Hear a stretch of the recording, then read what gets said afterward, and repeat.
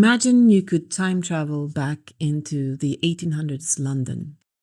And after the surprise of actually being there, you would find fitting in to be pretty hard. You would be totally oblivious to the unspoken rules, the loaded words, the politics only the locals feel in their bones, and you would probably not recognize the English as it was spoken back then. Just lift up an original book of Hamlet and you'll see what I mean. And that's only 200 years ago. Now multiply that by 10.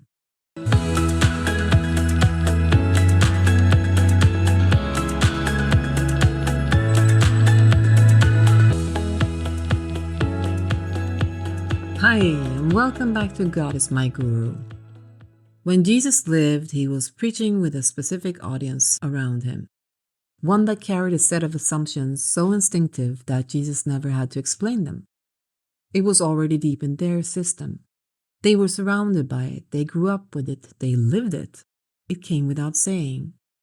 But for us it doesn't. That's why something is missing from most Bible conversations. There's a gap between what they knew in Jesus' time and what we've forgotten. And this is exactly where centuries of misreading have quietly taken root. And today we're going to start closing that gap. In episode 2, we looked at how Jesus expressed himself in different situations in relation to his role. We looked at the patterns of the language used, and then at Paul, who was hunting followers of Jesus and ended up writing more letters than anyone in the New Testament. And so far we have noticed the same structure, but 2 episodes left the question open. If both Jesus and Paul preserve this distinction, why do some verses sound like they're calling Jesus God? And that's where we're going. But before we look at those verses, we need a key. The key Jesus' original audience already had. Not a verse or a doctrine, a context that most modern readers have never been given. There is a word, a principle, and once you understand it, a large part of the New Testament begins to read differently, and even in the Old Testament. The word is Shaliach, and I apologize in advance to any Hebrew speakers in the room. I'm not a native speaker of Hebrew, so please bear with me. So, Shaliach is from the Hebrew root, and it simply means the one who is sent. In the world Jesus lived in the Second Temple Jewish thought, it carried far more than that. It was actually a legal category, a recognized role. It was a term with precise meaning, and it was summed up in one principle. The one sent is as the one who sent him. In Hebrew, and I'm sorry for the pronunciation again, Shaliach shel Adam kemoto. A Shaliach spoke with the sender's authority. He acted in the sender's name.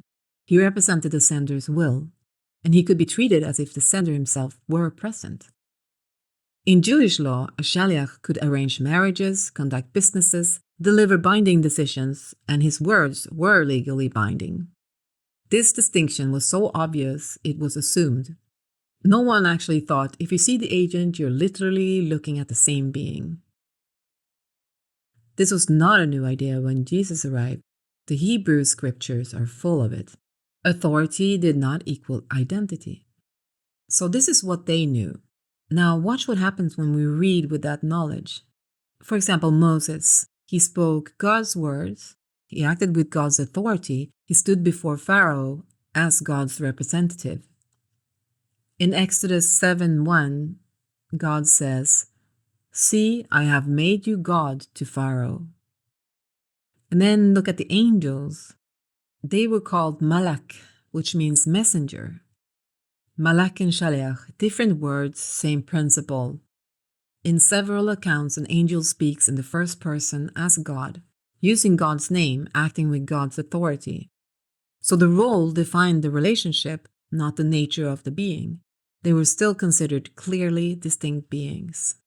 Now look at how Jesus speaks about himself. The Father sent me. I speak what I was taught. I do nothing of myself. Whoever receives me receives the one who sent me. I came not to do my own will, but the will of the one who sent me. Every one of these phrases is classic Shaliach language. His audience heard it immediately. They didn't need a footnote. They had a category. And this is also why Jesus could say, "To see me is to see the Father," not "I am the Father." Within the Shaliach framework, those two statements are not the same. One says, "I perfectly represent him." The other says, "I am him." And Jesus said the first, he never said the second. John's Gospel is the one most associated with high claims about Jesus. And that's exactly why it's worth paying close attention to how John structures things. Across the Gospel of John, Jesus prays to God, obeys God, credits God, returns to God, and glorifies God. Even at the highest moments in John, the distinction holds because a Shaliach always points away from himself. Guardrails don't tell you where to drive, they tell you where you don't need to go. Look at what the New Testament never records. Jesus never says, "Worship me as God." Jesus never prays to himself. Jesus never says, "I am the Father." Across 4 Gospels, Acts, letters, and prayers, that silence is not an accident. That silence is a guardrail. The New Testament allows you to honor Jesus, obey Jesus, follow Jesus, confess him as Lord and Messiah. But it quietly blocks one move, turning the sent one into the sender. Jesus is the one God sent. God is the one Jesus worshipped. And the Bible never lets us forget which is which. Now that we have the key, let's test it on something familiar. Because the Shaliach principle isn't just historical background, it's a lens. And lenses change what you see. Here's a verse you may have read many times. "Everyone who denies the Son does not have the Father either. The one confessing the Son also has the Father." Yes, this is a doctrinal statement about belief. But read it through the Shaliach framework and something sharper comes into focus. To reject the agent is to reject the sender. To receive the agent is to receive the sender. That's not just a rule about faith, that's the logic of the sent one. The Son is the perfect Shaliach, and John is saying exactly that. Those who do not confess Jesus as Messiah, the one God sent, do not have access to God, because the only path to the Father is through the one he sent. And that's why Jesus said, "I am the way." This is a verse you can now read with different eyes. The key is working. And in the next part of this episode, we need to understand something else. Something that explains why so many modern readers don't have this key. Because it was taken out of the conversation a long time ago and replaced with a different set of questions entirely. The apostles never used the word essence, nor did they use nature in the philosophical sense. And they certainly never used substance, or person as a technical category, or hypostasis. Not Peter, not Paul, not John, not Matthew. Those words entered the conversation later, much later, from a different world entirely. And understanding when and why changes everything about how we read the debate that followed.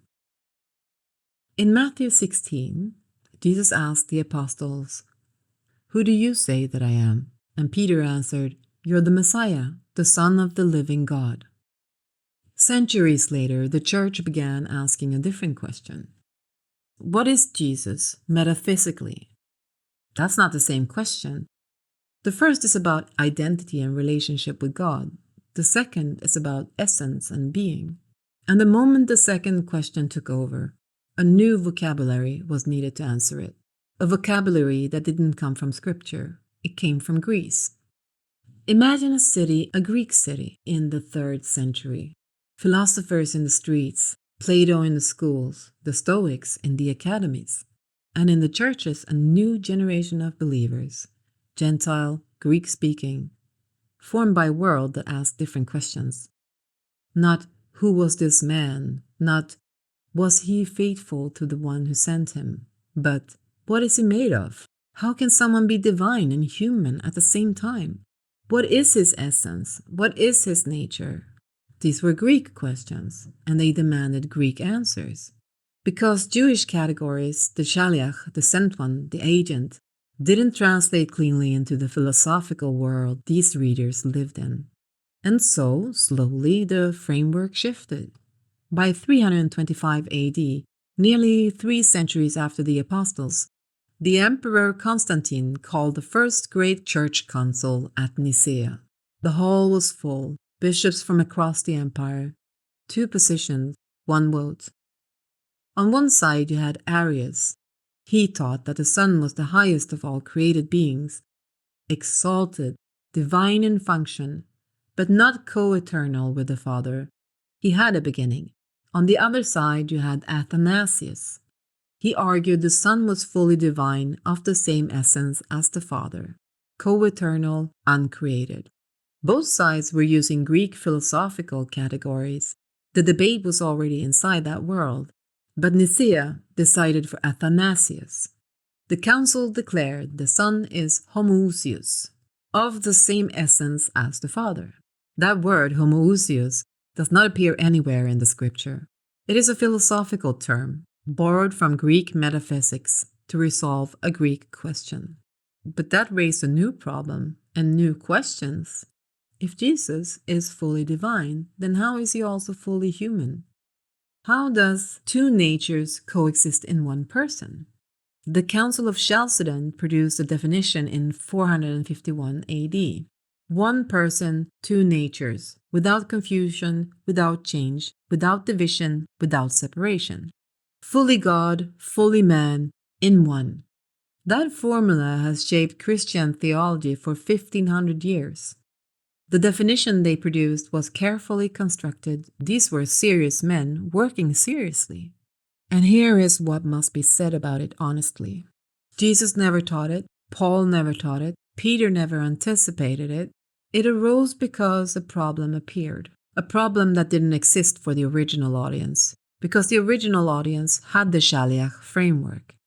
The definition of Chalcedon is a solution to an interpretive problem, not an apostolic teaching moment.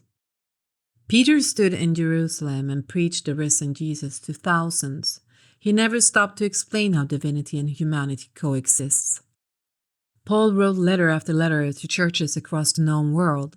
He never defined the relationship between the Son's nature and the Father's essence.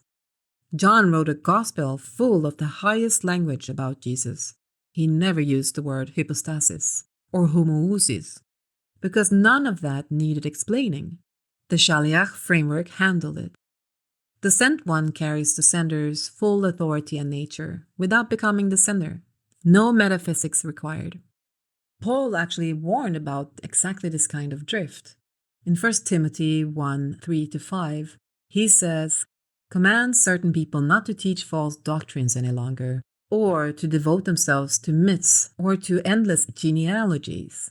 Such things promote controversial speculations rather than advancing God's work, which is by faith."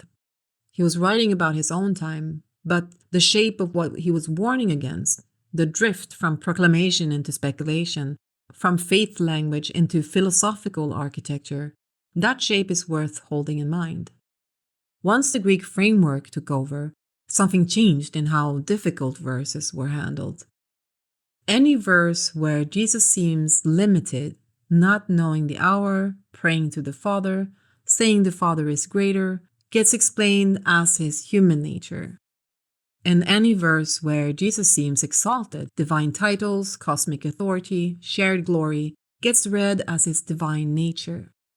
That system is internally consistent. It absorbs any verse. Nothing can challenge it, which is exactly why it needs to be named clearly. It is a theological solution. It's not a quotation from Jesus. The Shaliach framework doesn't need that mechanism, because it never collapsed the distinction in the first place. The sent one obeys, the sent one prays, the sent one receives authority. That's not a problem to explain away. That's what a Shaliach does. The strongest claim that Jesus is God don't actually come from Jesus saying, "I am God, worship me as God." That comes from poetic prologues. John 1 from hymns, Philippians 2 from exaltation language and titles reapplied after the resurrection, and they come from reading that language through a Greek metaphysical lens, not the Jewish agency lens it was written in. If the Council of Nicaea had understood the Shaliach principle, the question might never have been framed the way it was. Because in the Jewish world, the question was never, is the agent the same essence as the sender? The question was always, does the agent faithfully represent the one who sent him?